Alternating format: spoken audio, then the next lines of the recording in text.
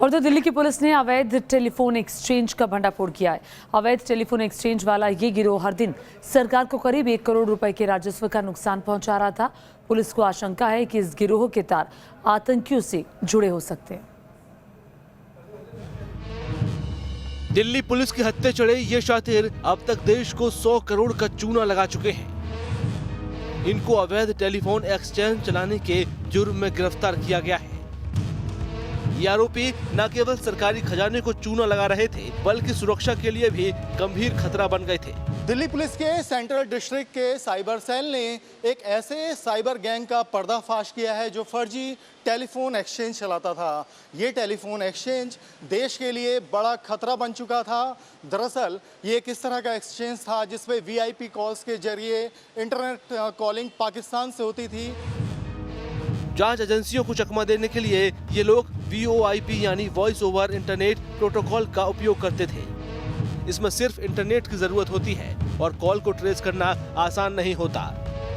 इस एक्सचेंज में सिर्फ इनकमिंग कॉल होती थी और माना जा रहा है कि इसका इस्तेमाल आतंकी गतिविधियों में भी हो रहा था। पुलिस को आशंका है कि इस एक्सचेंज से देश के अंदर मौजूद आतंकियों के स्लीपर सेल से संपर्क रखा जा रहा था, क्योंकि एक दिन में इसके जरिए पाकिस्तान से दिल्ली में 50,000 से ज्यादा कॉल किए जाते थे। इसके अलावा नेपाल और गल्फ कंट्रीज से भी दिल्ली में कॉल आते थे। पुरानी दिल्ली का एक काफ़ी भीड़भाड़ वाला इलाका है, सीताराम बाज़ार, वहाँ पे ये चला रहे थे एक घर के अंदर। और इनको जो भी नॉलेज इन्होंने जहाँ तहाँ से इकट्ठी की थी उसमें रिपेयर करके और कुछ जुगाड़ लगा के और जैसे करके इन्होंने एक टेलीफोन एक्सचेंज टाइप खड़ा कर दिया।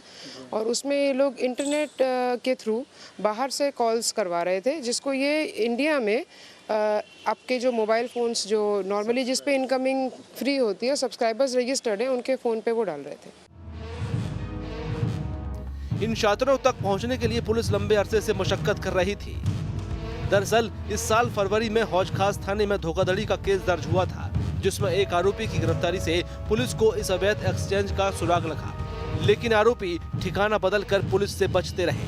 आखिर में साइबर सेल ने पुरानी दिल्ली इलाके में रेड के बाद बाकी 4 आरोपियों को दबोच लिया।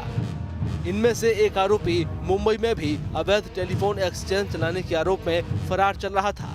मामला फरवरी में हमारे नोटिस में आया था। उस टाइम हमने यहाँ पे रेड की थी तो एक व्यक्ति को अरेस्ट भी किया था जो अभी जुडिशियल कस्टडी में है। तो उसी के लिंक्स को ट्रेस करते करते कि ये इंटरनेट कनेक्शंस कहाँ से आए, ये सर्वर्स कहाँ से आए, ये इनको इसकी नो हाउ नॉलेज कहाँ से मिली, उसको फॉलो करते करते अभी हमने इसके जो मेन जो इसका किंग पिन है उसको पकड़ा है और उसके 3 साथियों को भी पकड़ा है। एक अभी अक्यूज्ड बाकी है तो उसकी तलाश जारी रहेगी। ये आरोपी अवैध कॉल करने वालों से हवाला के जरिए भारत में रकम मंगाते थे। अब पुलिस इन लोगों से इनके मंसूबों के साथ साथ इनकी साजिश में शामिल लोगों के नाम उगलवाने में जुट गई है। Avneesh Chaudhary, News Nation, Delhi.